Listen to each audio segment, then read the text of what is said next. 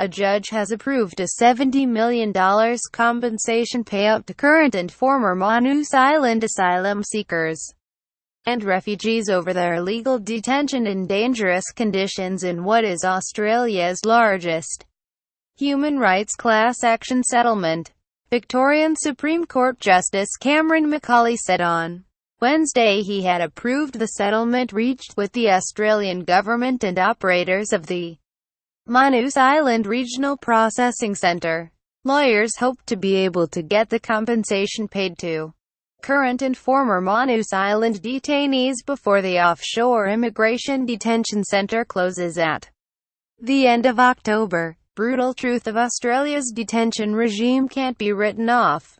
Not even for $70 million. Read more. The Australian government settled the landmark class action in June rather than proceed with a 6-month trial. Had the matter gone to trial, the court would have heard evidence from detainees detailing deaths inside the detention centre, allegations of systemic sexual and physical abuse, and allegations of inadequate medical treatment leading to injury and death.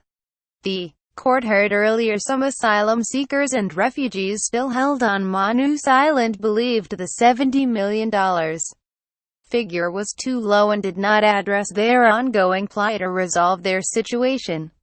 164 objections were lodged to the settlement by members of the class action, most of those from men still held on Manus. However, 145 of those objectors have registered to participate in the settlement on approval by the court. About 70% of the 1,923 members of the class action, who represent the majority of people detained on the island since 2012, have so far registered to be part of the settlement. Detainees must register their claims by the 13th of October to receive their share.